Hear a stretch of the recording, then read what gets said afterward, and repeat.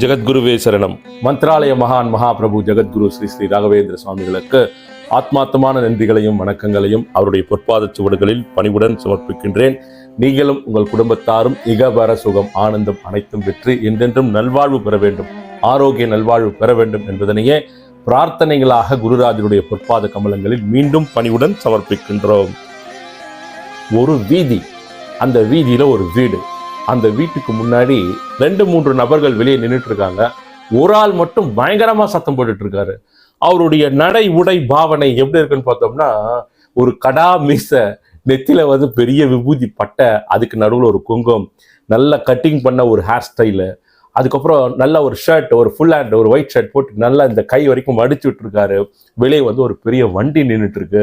சத்தம் போட்டிருக்காரு. அவர் வீட்டை பார்த்து அந்த வீடு கதவு மூடப்பட்டிருக்கு. யோ நாகபூஷணம், வெளியில வாயா, வெளியே வா, என்னென்னமோ சொன்னீங்க, நீ பெரிய ஜோதிடரு, நீ சொன்னதெல்லாம் பழிக்கும் அப்படி இப்படின்னு சொல்லி எத்தனை முறை ஜோதிடம் பார்க்கறது?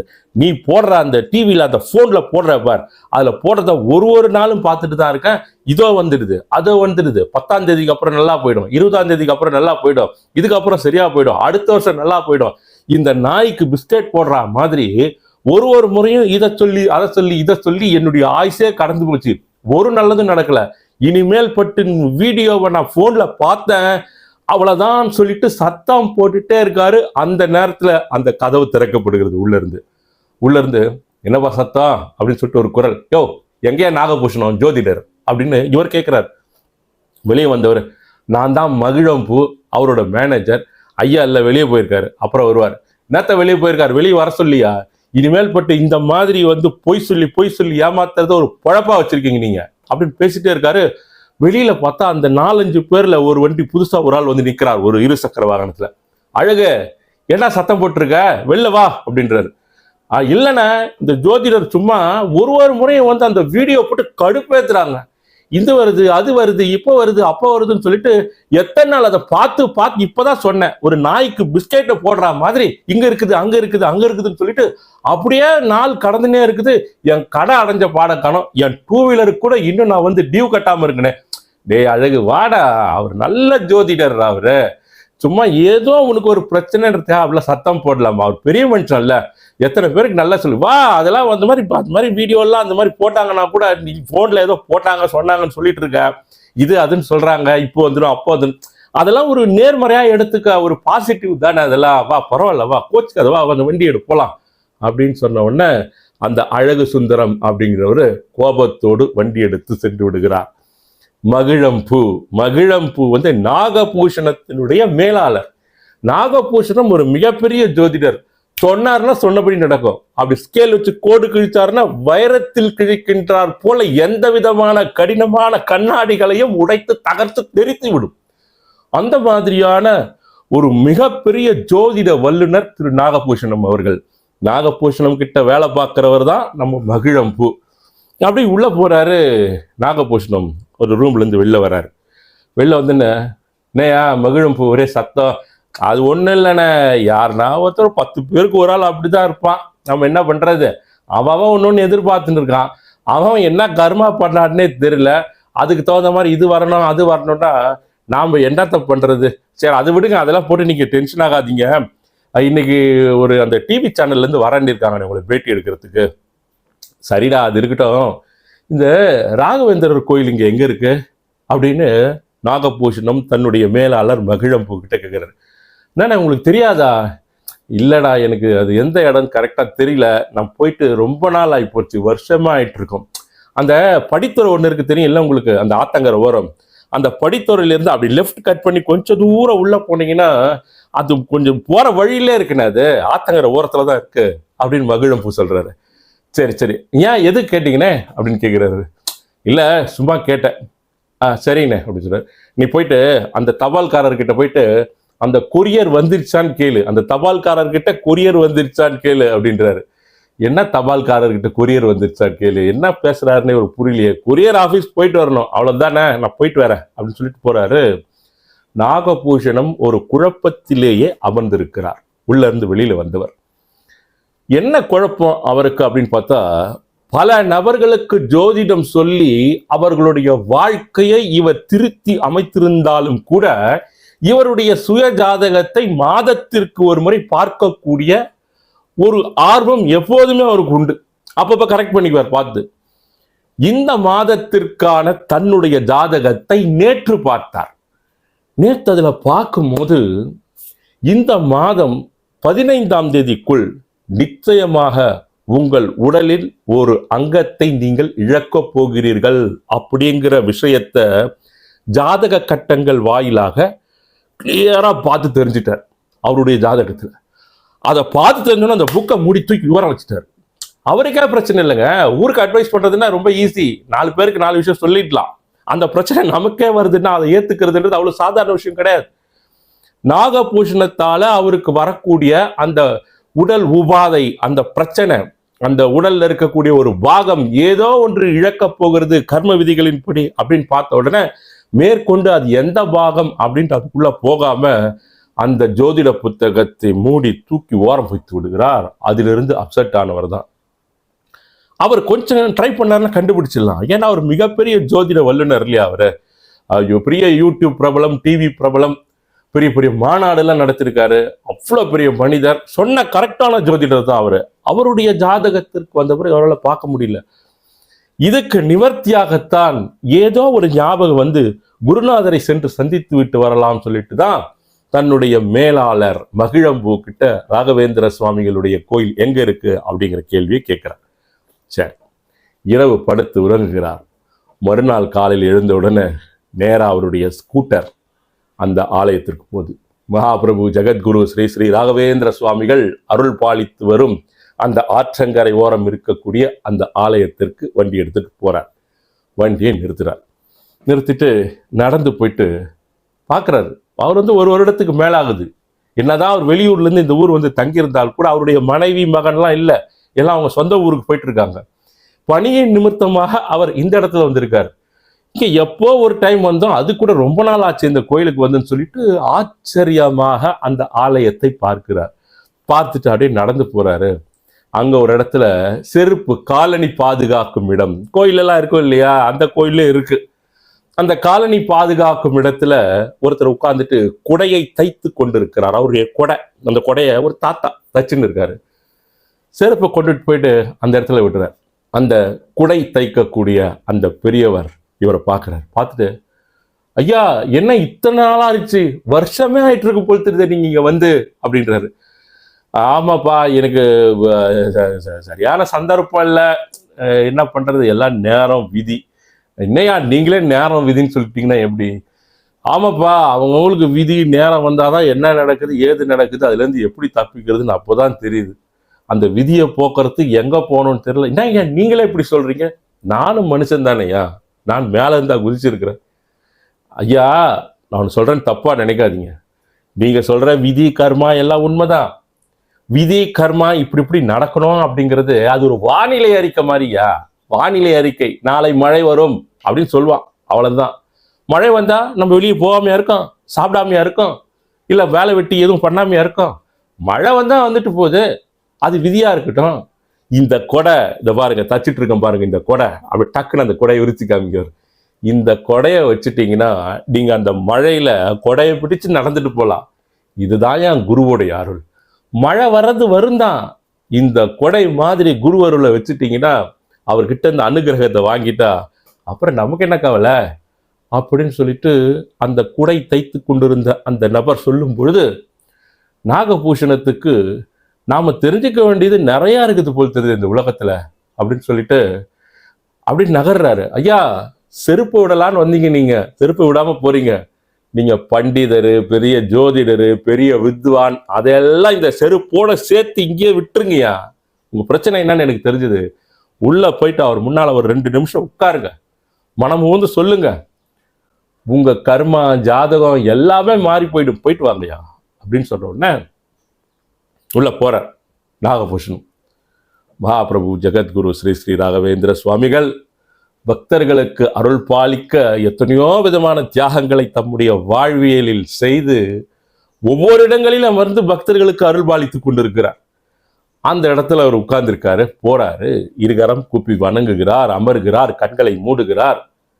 அப்படியே வந்து சுவாமி தன்னுடைய மனதால் நினைத்து வணங்கி அழுகிறார். என்ன சுவாமி, என்னுடைய கர்மா இந்த மாதிரி ஆயிடுச்சு, என்னுடைய உடல் பாகம் போயே தீரும், நான் எத்தனையோ பேருக்கு குறிச்சு கொடுத்துருக்கேன், எனக்கும் இந்த நிலை வந்துருச்சு, எனக்கு அருள் பண்ணுங்க, ஆசீர்வாதம் பண்ணுங்க அப்படின்னு சொல்லிட்டு பிரார்த்தனை பண்ணிட்டு 2 சொட்டு கண்ணீர் விட்டு விட்டு முடிச்சுட்டு கீழே இறங்கி வரார். இறங்கி வந்தோடனே செருப்பை போடுறாரு. செருப்பு போட்டு ஐயா அப்படின்னு அந்த செருப்பு, அந்த குடை தைத்து கொண்டிருந்த அந்த பெரியவர், அந்த காளைகளை பாதுகாக்கிற அந்த பெரியவர் உடனே ஐயான்னு கூப்பிடுறார். கூப்பிட்டு என்ன அப்படின்னு கேட்குறாரு. அவருடைய சின்ன ட்ரா ஓப்பன் பண்ணி உள்ள வந்து ராகவேந்திர சுவாமிகளுடைய அந்த செம்பு காப்பு ஒன்று இருக்கும் பாருங்க, இதை போட்டுக்கோங்க கையில் அப்படிங்கிறார்.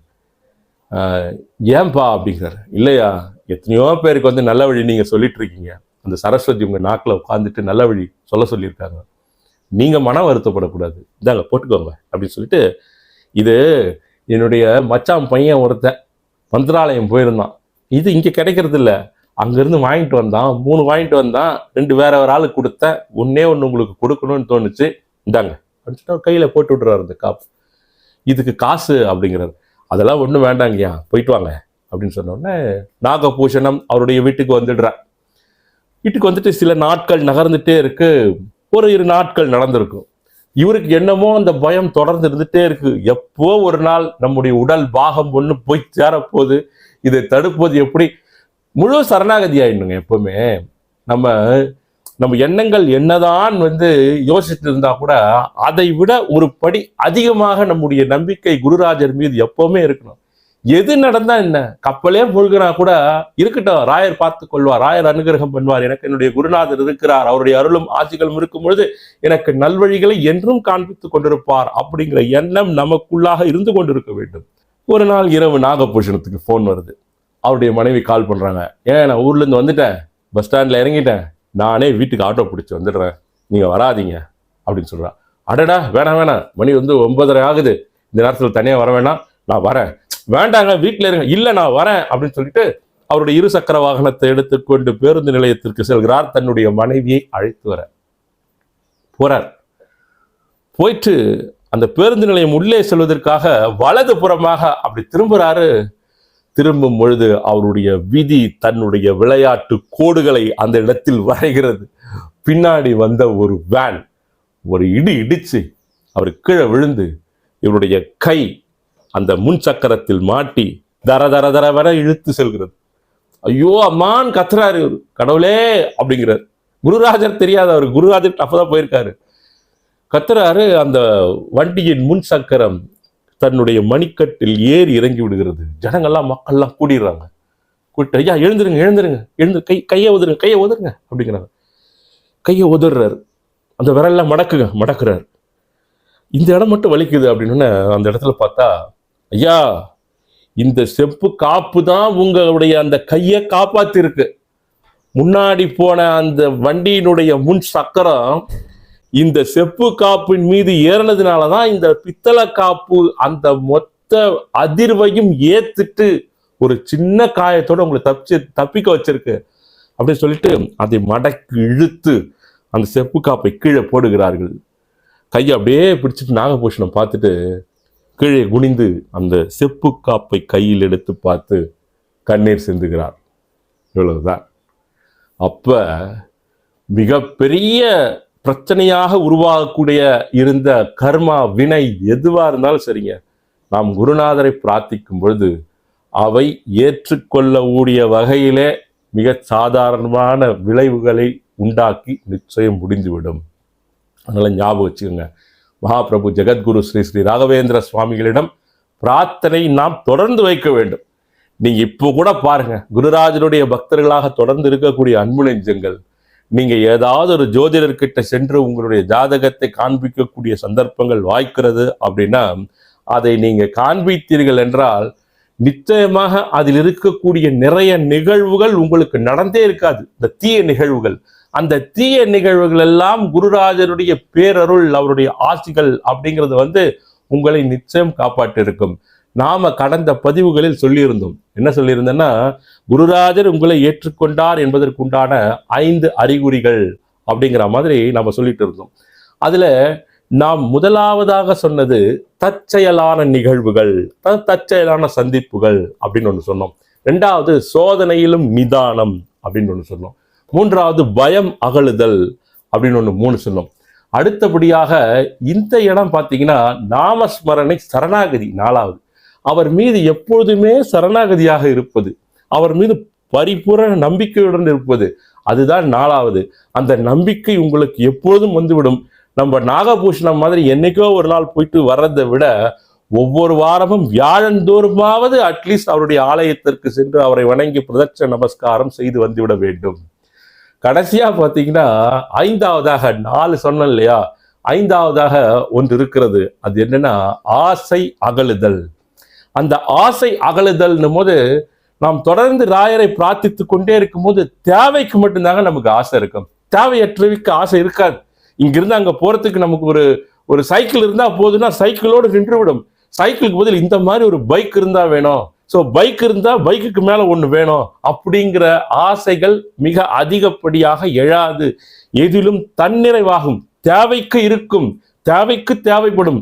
ஆனால் தேவைக்கு மீறிய ஒரு தேவை அப்படிங்கிறது நிச்சயமாக குருராஜர் மீது பரிபூரண பக்தியுடன் நாம் இருக்கும் பொழுது வரவே வராது. ஒரு சாமியார்கிட்ட ஒருத்தர் போய் கேட்குறாரு. என்ன கேட்குறாரு? அவர் சாமியார் உட்காந்துருக்காரு. அவர் வீட்டுக்கு வெளியில உட்காந்துருக்காரு. சுவாமிஜி உள்ள ராயருடைய படத்தை மிக அற்புதமாக வைத்து பிரார்த்தித்து தியானிக்கக்கூடியவர். வீட்டில் அவர்கிட்ட ஆசிகள் வாங்கலாம்னு சொல்லிட்டு ஒரு மிகப்பெரிய செல்வந்தர் வராரு. வந்துட்டு அவர்கிட்ட ஆசீர்வாதம் வாங்கிட்டு, சுவாமி எனக்கு இந்த ஆசையே அடங்க மாட்டேங்குது, எதை பார்த்தாலும் இதை வாங்கணும்னு தோணுது, அதை வாங்கணும்னு தோணுது, இங்கே போகணும்னு தோணுது, அங்கே போகணும்னு தோணுது, எதனா ஒரு பொருள் வந்தால் உடனே வாங்கணும்னு தோணுது, என்கிட்ட ஏற்கனவே இருக்கும் இருந்தாலும் அதை வாங்கணும்னு தோணுது, அது நான் என்ன பண்றது? தெய்வ பக்தி கூட எனக்கு அவ்வளோ வரமாட்டேங்குது. நான் ராகவேந்திர சுவாமி பிரார்த்தனை பண்ணா கூட எனக்கு ரொம்ப அவ்வளவாலாம் வரல. பொருள் நாட்டம், உலகத்தில் இருக்கக்கூடிய இந்த பொருள் சார்ந்த வாழ்வில் எனக்கு ரொம்ப அதிகம் நாட்டம் இருக்கு. இது தேவையற்றதுன்னு என்னுடைய அறிவுக்கு தெரியுது. இதுல இருந்து நான் எப்படி சாமி மீண்டு வர்றது அப்படின்னு கேட்கிறாரு. உடனே சாமியார் என்ன பண்றாரு, கொஞ்சம் உள்ள வாங்க நீங்கன்றார். சாமியார் நல்ல சாமியார் நேரம் உள்ள கூட்டு போனோன்னே சுத்தி முத்தும் பாக்குறாரு. அங்க ஒரு தகுடு ஒண்ணு இருக்குது, சின்ன தகுடு. அந்த தகுடு ஏதோ சுருட்டி வச்சிருக்காங்க சின்னது, அது வேஸ்ட் தகுடு. அந்த தகடை எடுத்து என்ன பண்றாரு, அவர் முன்னால் இருக்கக்கூடிய குருராஜருடைய திருவுருவ படத்தின் அவர் காலடியில் வைக்கிறார். அந்த தகடை சுருட்டி இருக்கக்கூடிய அந்த துரு பிடித்த தகட்டை மகாபிரபு ஜெகத்குரு ஸ்ரீ ஸ்ரீ ராகவேந்திர சுவாமிகளுடைய பொற்பாத கமலங்களில் அவர் முன்னால் சமர்ப்பித்து விட்டு இவரை பார்க்கிறார். என்ன சுவாமிஜி என்ன பாக்குறீங்க அப்படின்னாரு. 2 நிமிஷத்துல பாருங்க அப்படின்னு சொல்லிட்டு 2 கரங்களை கூப்பி குருராஜரை ஆத்மார்த்தமாக ஒரு தியானம் செய்கிறார். ஒரு நிசப்தமாக இருக்கிறது அந்த வீடு. ஏதோ ஒரு சிலிர்ப்பை உருவாக்கக்கூடிய வகையில பல்வேறு விதமான மாற்றங்கள் அந்த வீட்டில் அந்த அறையினுள் நடந்து கொண்டிருக்கிறது. அங்க கூட நின்றுட்டு இருந்த அந்த செல்வந்தருக்கு ஒண்ணுமே தெரியல. திடீர்னு பார்த்தா அவர் காலடியில் வைத்த அந்த துரு பிடித்த அந்த தகடு தங்க தகடாக மாறி இருக்கிறது. அது பார்த்தோன்னா பணக்காரருக்கு ஆச்சரியமாயிடுச்சு. இந்த சாமியார் கண்ணு திறந்து பார்க்குறாரு. பார்த்துட்டு, சாமி அந்த தகடை நான் எடுத்துக்கிட்டோமா அப்படின்னு கேட்குறாரு. உடனே இந்த சாமியார் சொல்றாரு, இதுதான் மனிதனின் புத்தி. உன்னை போல எண்ணமும் சிந்தனையும் உள்ளவர்கள் குருராஜரிடமிருந்து உருவாகக்கூடிய அந்த மாற்றங்கள் தரக்கூடிய விளைவுகளை மட்டுமே எதிர்பார்த்து கொண்டிருக்கிறீர்கள் நிறைய நபர்கள். ஆனால் அந்த விளைவுகளை உண்டாக்கிய அந்த மகா பிரபுவையே, அந்த மகா சக்தியே வேண்டும் என்று நான் கேட்டுக்கொண்டிருக்கிறேன். அவரால் உண்டாக்கப்பட்ட தகடு, தங்கத்தகடு வேணும் எடுத்துட்டு போகணும்னு நினைக்கிறேன். ஆனா நான் அந்த தங்கத்தகட்டின் மீது ஆசைப்படாமல் அந்த தங்கத்தகட்டை உருவாக்கிய அந்த மகா சக்தி, மகா பிரபு ஜெகத்குரு ஸ்ரீ ஸ்ரீ ராகவேந்திர சுவாமிகளே, உங்களுடைய கடைக்கண் பார்வை என் மேல் பட வேண்டும், நீங்கள் தான் எனக்கு வேண்டும் அப்படின்னு சொல்லிட்டு நான் பிரார்த்தித்து கொண்டிருக்கிறேன். உங்களது சிந்தனைக்கும் என்னது சிந்தனைக்கும் இதுதான் வித்தியாசம். உங்களது சிந்தனையை மாற்றுங்கள், அந்த ஆசைகளை அகற்றிடுங்கள். அவசியமானவைக்கு மட்டும் ஆசைகளை வைத்துக்கொண்டு நிச்சயம் எப்பொழுதும் நித்தியமாக நம் உடலின் உயிர் மூச்சு உள்ளவரை எப்பொழுதும் நம் சிந்தனையில் உறைந்து கொண்டிருக்கக்கூடிய, எப்பொழுதும் சிம்மாசனமிட்டு அமர்ந்து கொண்டிருக்கக்கூடிய குருராஜருடைய பேரருள் எனக்கு இருந்தால் போதும் அப்படின்னு நினைக்க. இந்த தகர தட்டு அல்ல, நீங்கள் பார்ப்பவையெல்லாம் தங்கமாக மாறும். நீங்கள் எதிர்பார்ப்பவையெல்லாம் உங்கள் இல்லம் வந்து சேரும். மகிழ்ச்சியும் சந்தோஷமும் உங்கள் வாழ்வில் என்றென்றும் திளைத்து நிற்கும். ஆரோக்கியம் உங்களுக்கு நிரம்ப கிடைக்கும். சென்று வாருங்கள் அப்படின்னு சொல்லிட்டு இந்த கதை முடிக்கிறோம். மீண்டும் அடுத்த பதிவில் சந்திப்போம். நன்றி, வணக்கம். ஜெகத்குருவே சரணம். திருமுடி தாமரை ராகவேந்திரா ராகவேந்திரா.